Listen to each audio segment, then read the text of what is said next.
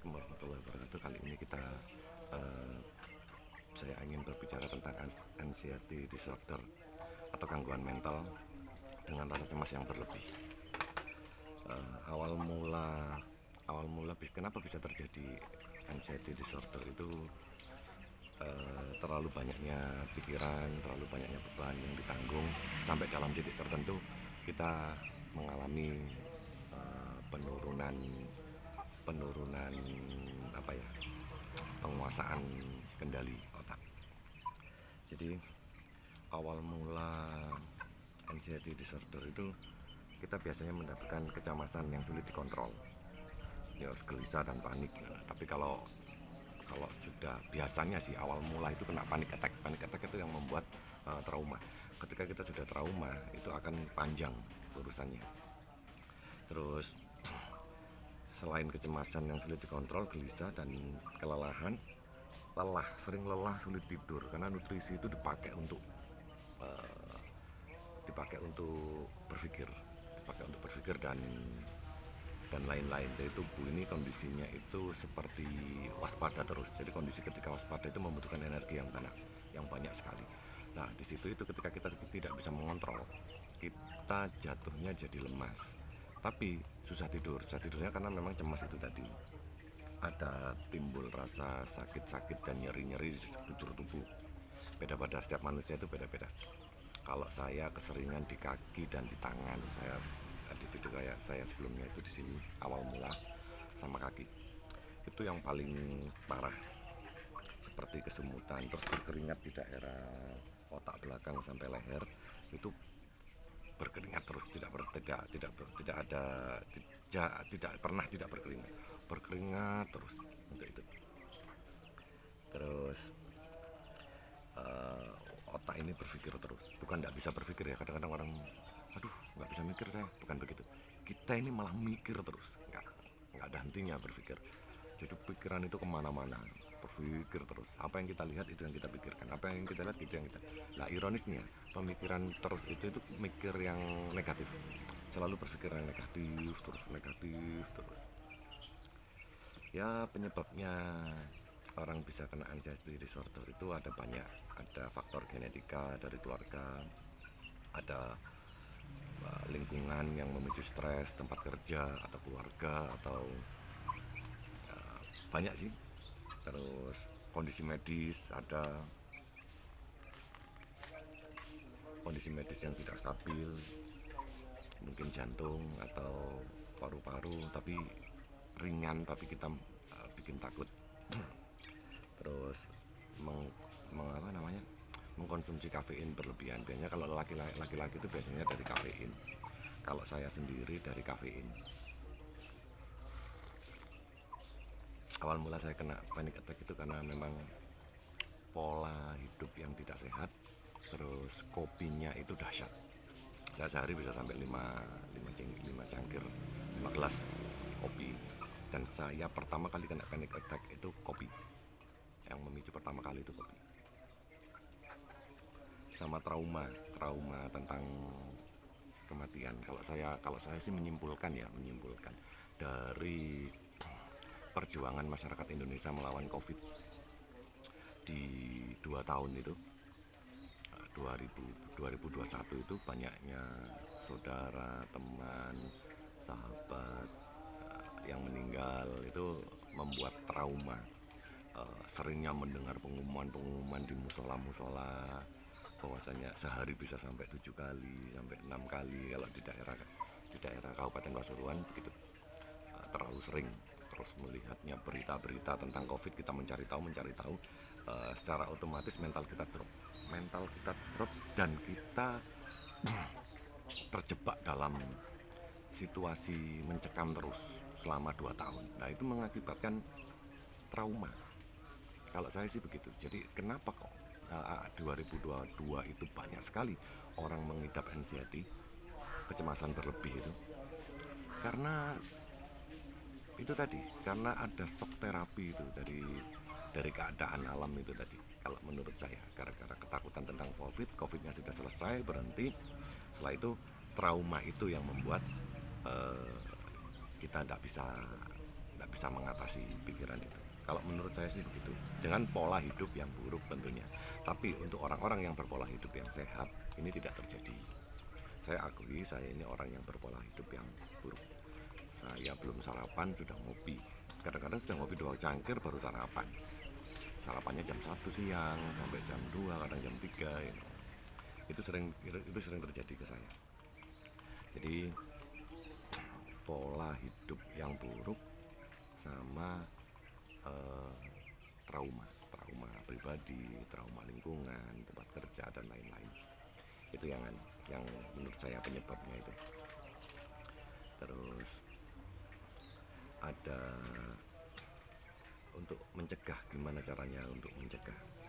Untuk mencegah itu tidur yang cukup, aktif berolahraga. Aktif berolahraga itu pasti aktif berolahraga. Saya dari tidak punya semangat, hanya rebahan di tempat tidur, sampai mencoba untuk keluar rumah, karena kita tidak mau keluar rumah ya kan, untuk sosial kita juga nggak suka.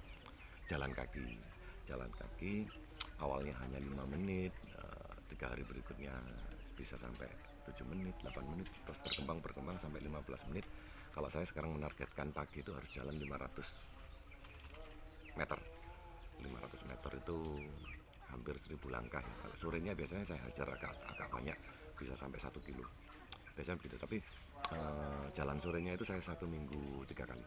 1 minggu 3 kali, karena sampai 2 kilo. Terus setelah olahraga, latihan pernafasan, mengatur pernafasan. Saya biasanya ambil 6, kadang 5, terserah lah seenaknya kita, tahan 4 atau tahan 5, lepaskan dari mulut 7. Biasanya begitu, tapi tergantung kekuatan paru-paru Anda untuk menyimpan oksigen. Terus mengatur pola makan, itu pasti mengatur pola makan, sehari makan bisa sampai 5 kali untuk awal-awal. Tapi sekarang sudah mulai terbiasa untuk 3 kali, tidak ada masalah, alhamdulillah. Sudah bulan kelima ini santai. Terus menghindari rokok. 2 bulan saya mengurangi rokok, masuk bulan ketiga saya masih tetap merokok, dan sekarang saya jadi perokok aktif lagi, dan alhamdulillah tidak ada masalah, karena olahraganya bagus. Kalau olahraganya nggak bagus mungkin akan terasa susah untuk bernafas. Tapi berhubung saya olahraganya bagus, ya alhamdulillah. Jadi tidak apa-apa saya ngerokok, karena rokok itu bisa menghilangkan stres, apalagi jam segini ya, antara jam 10 pagi itu ketika sudah aktivitas pagi segala macam, nyapu-nyapu dan lain-lain, nyiapin jualan apa segala macam. Setelah itu santai, itu biasanya kita berpikirnya kalau masih sakit kita berpikirnya tentang sesuatu yang negatif. Tapi kalau sudah membaik, ada aktivitas yang bisa menyelimurkan itu mengalihkan perhatian untuk berpikir negatif, akhirnya kita bisa melakukan sesuatu yang bagus, yang bermanfaat. Ya itu. Terus apa lagi, jangan ngopi atau ngeteh dulu. Awal kena dulu itu saya sempat berhenti ngopi tapi ngeteh. Ternyata teh itu ada kafeinnya juga, saya tidak tahu. Akhirnya saya ganti dengan air gula.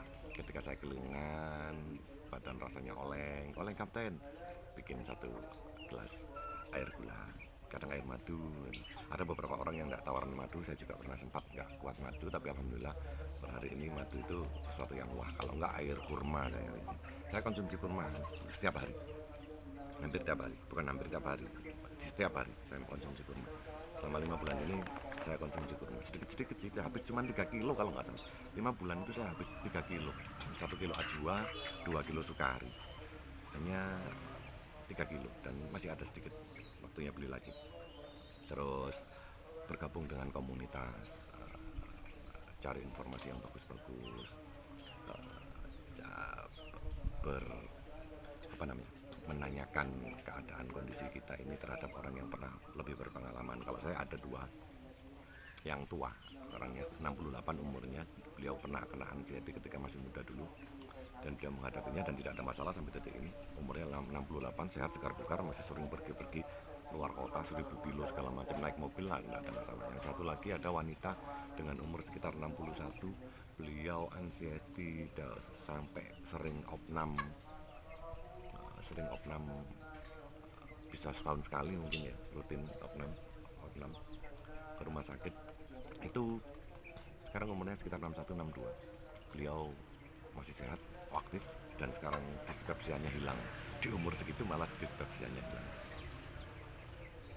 Yang 68 itu, yang umur 68 itu dulu ketika di umur 40-an itu beliau kena, kata dokter, kena kencing batu, prostat, asam urat, terus banyak lah. Tapi di usia semakin semakin tua, beliau malah kehilangan semua penyakitnya, terutama matanya.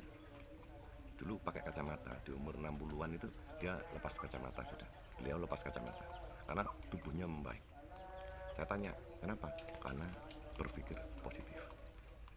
Jadi sembuh dengan sendirinya. Terus harus punya teman. Kalau saya biasanya teman itu kita tidak boleh ngalem.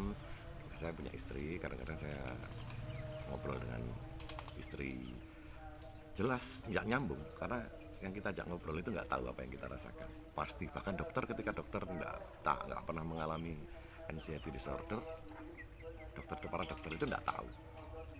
Saya diskusi dengan dokter, nah dokter itu hanya bilang, oh, harus rekap jantung, harus endoskopi, harus ini, artinya prosedur medis itu harus dilakukan semua.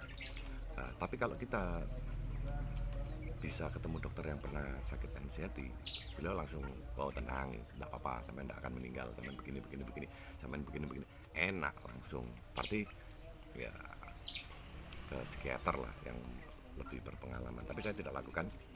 Saya hanya mencari tahu tentang sesuatu yang positif.